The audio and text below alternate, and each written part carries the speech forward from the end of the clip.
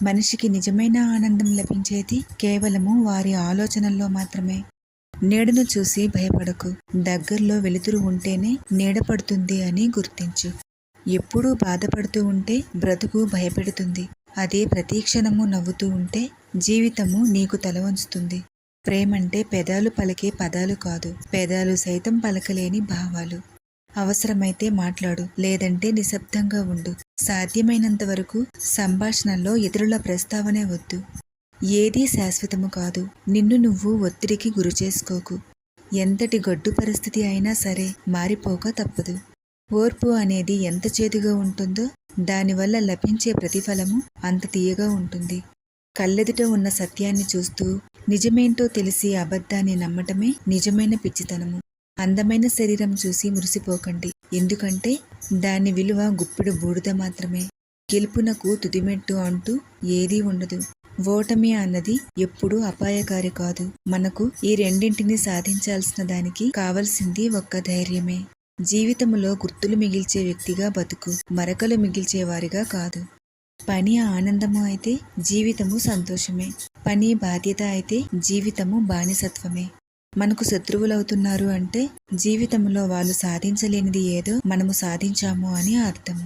ప్రపంచంలో నిన్ను ఎవరూ మార్చలేరు, ఎందుకంటే నిన్ను మార్చేది నువ్వు మాత్రమే. గెలుపు కన్నా ఓటమి పాఠాలు నేర్పుతుంది. అది మిమ్మల్ని మరింత దృఢంగా చేస్తుంది. సమస్యలను చిరునవ్వుతో ఎదిరించిన వాడే తన లక్ష్యాలను చేరుకుంటాడు. గెలిచినప్పుడు పొంగిపోకుండా, ఓడినప్పుడు కుంగిపోకుండా ఉంటేనే సంతోషం నీ సొంతమవుతుంది. జీవితంలో అన్నీ కోల్పోయినా భవిష్యత్తు మాత్రం మిగిలే ఉంటుంది. దానిని జాగ్రత్తగా నిర్మించుకోవాలి. స్వేచ్ఛ విలువైనది. దాన్ని మితంగా, లెక్క ప్రకారము, అవసరమైనంత మేరకే వాడుకోవాలి. 100 మాటలు చెప్పే కంటే ఒక మంచి పని చేసి చూపటమే మేలు. గొప్ప మేధస్సు అందరూ నడిచిన దారిలో నడవదు, ఇంతవరకు ఎవరూ ఆవిష్కరించిన దారుల్ని వెతుక్కుంటుంది. సాహసము అంటే ఎప్పుడూ రగిలిపోవటమే కాదు, వైఫల్యాన్ని నిబ్బరంగా తీసుకొని మళ్ళీ ప్రయత్నించటం కూడా. శత్రువులను వదిలించుకోవాలి అంటే వాళ్ళను స్నేహితులుగా చేసుకోవటం కన్నా మంచి మార్గం లేదు. వైఫల్యము నిరాశకు కారణం కాకూడదు, కొత్త ప్రేరణకు పునాది కావాలి. ఇతరుల తప్పులను ఎంచటంతోనే నిరంతరము మునిగి తేలేవారు తమలోని లోపాలను ఎప్పుడూ గుర్తించలేరు. దుర్మార్గులతో స్నేహం మంచిది కాదు, విరోధము మంచిది కాదు. పాము ప్రేమగా కరిచినా, కసిగా కాటేసినా ప్రమాదమే. విజయాన్ని ఇచ్చేది సామర్థ్యము, దాన్ని ఏలగలిగేది నడవడిక. పానకములో మునిగిన గరిటెకు తీపి తెలియనట్లే జ్ఞానుల మధ్య ఉన్న మూర్ఖుడు ఏమీ నేర్చుకోడు. విడవకుండా ప్రయత్నం చేసేవారిని చూసి ఓటమి భయపడుతుంది. సర్దుకుపోవటం తెలిసిన మనిషికి ఎలా జీవించాలో తెలిసినట్టే.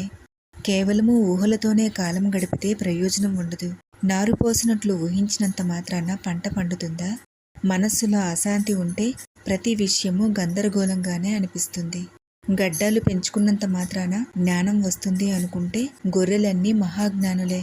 నిన్నటి కంటే నేడు నీ వివేకం పెరగకపోతే నీ జీవితంలో ఒకరోజు వ్యర్థమైపోయింది అని తెలుసుకో.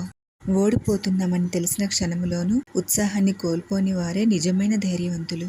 తప్పు చేసి సిగ్గుపడని వారిని సంస్కరించటం ఎవరి వల్ల కాదు. కత్తి చేసే గాయం కన్నా మాట చేసే గాయము లోతు. స్నేహాన్ని నటించే మోసగాడి కన్నా ద్వేషాన్ని వెల్లడించే శత్రువు మేలు. ఎగతాళి చేయటము, వ్యంగ్యంగా మాట్లాడటము వాదనలో సత్తా లేదు అనటానికి రుజువులు. మాట్లాడాల్సిన చోట మౌనం వహించటము, మౌనంగా ఉండాల్సిన చోట మాట్లాడటము రెండూ తప్పే. బండి ముందుకు తూగేటప్పుడు చక్రము అడుగు భాగము పైకి, పై భాగము కిందికి రాక మానవు. జీవనయానంలో సుఖదుఖాలు అంతే. స్వతంత్రంగా జీవించే అవకాశము ఉండి బానిస భావాలు కలిగిన వ్యక్తి కన్నా స్వతంత్ర భావాలున్న బానిస 1000 రెట్లు మేలు.